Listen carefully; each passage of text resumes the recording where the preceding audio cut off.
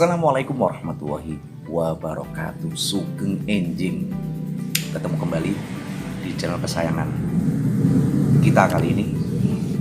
Sudah ngopi pagi hari ini? Ayo, kenapa kopimu dingin? Ya, karena kamu sia-siakan kopimu yang pernah dulu panas. Damonise kopinya mantap. Oke, mudah-mudahan pagi kali ini semua sehat selalu dan berikan rezeki yang melimpah. Dan jangan lupa tetap selalu didukung channelku ini di subscribe pagi yang cerah ini. Kita akan berasan-rasan atau bernarasi sedikit. Yo bingung gaya konten temanya opo. Orang nggak ada narasumbernya ya wes. Narasumbernya kopi.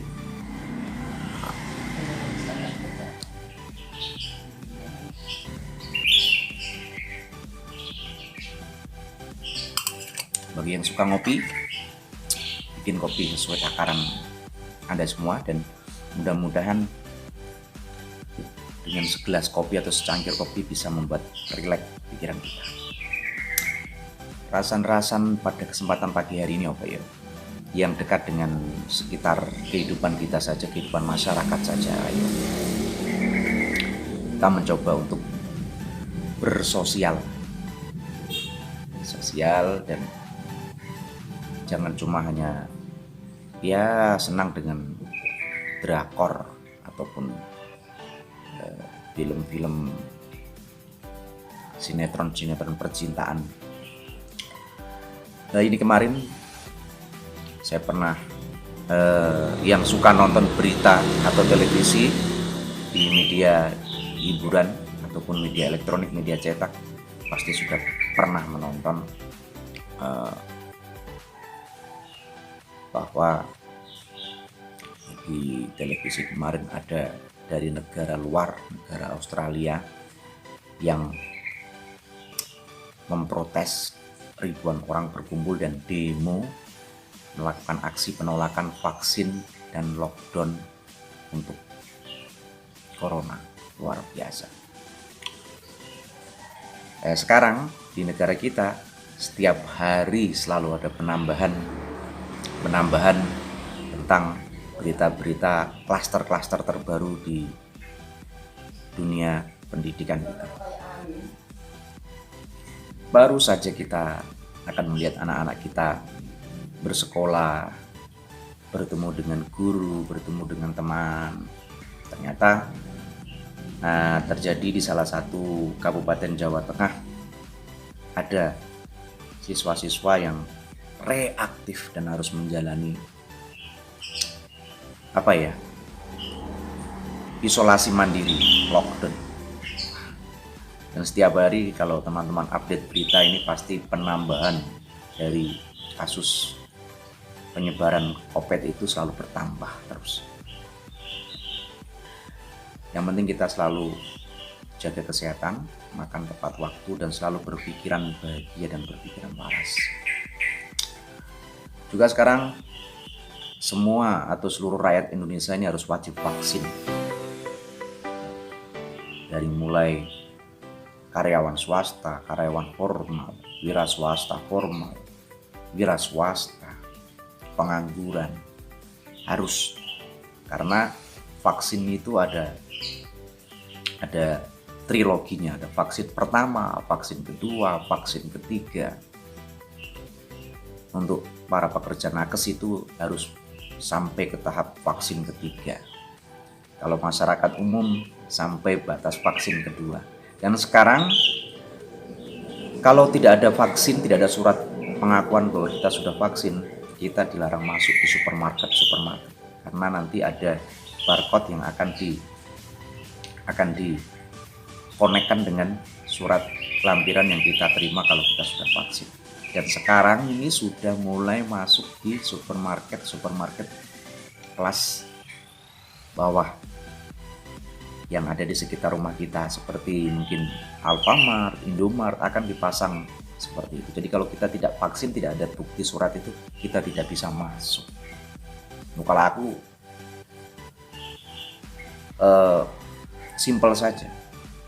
Masih ada pasar tradisional yang tidak kalah lengkap untuk menyediakan berbagai kebutuhan primer dan sekunder.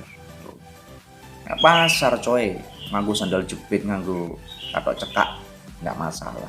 Tapi sekarang anak-anak milenial pasti sudah memilihnya ke tempat-tempat yang teduh lah, yang dingin, yang pakai AC ya, pakai AC yang mengkilap. Kalau kita ada kebaikannya, yaitu di sini kita akan memanfaatkan pasar tradisional berfungsi seperti dulu lagi.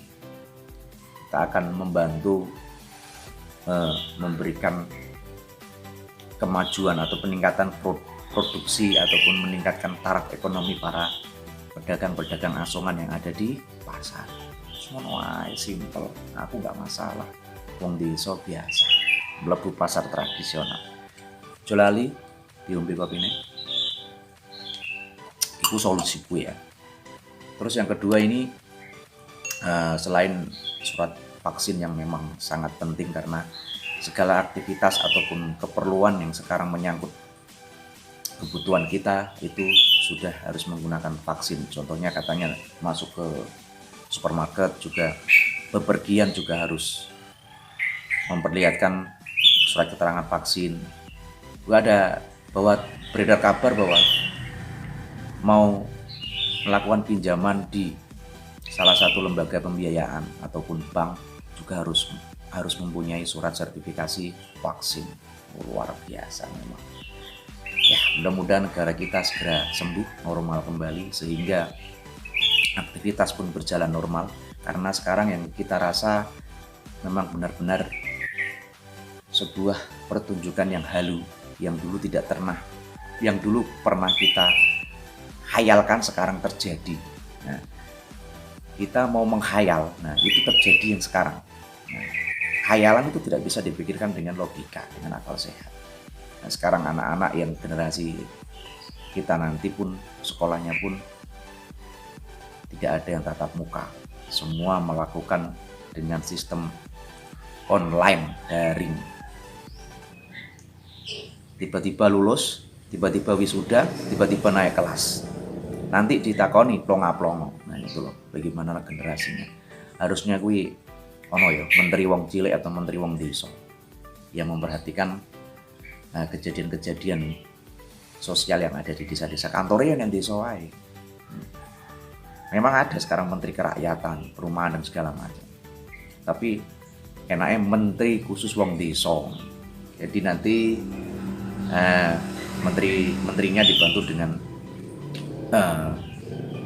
aparatur sipil negara, datangi ke rumah-rumah, datangi ke desa-desa, melakukan sosialisasi, melakukan stimulus, melakukan pemecahan solusi dalam satu kabupaten, nanti kemana lagi. Indonesia mesti enak.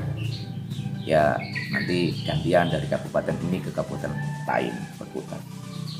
Sekarang menteri-menteri kan jabatannya kan bertahun-tahun. Pasti bisa lah muter seluruh provinsi Indonesia ini gantian. Oke, jangan lupa di subscribe, dan ini hanya rasan-rasan bentuk rasa solidaritas kita, kepedulian kita bagi bangsa dan negara ini. Tidak ada dalam konten ini untuk saling menjatuhkan kelompok atau individual.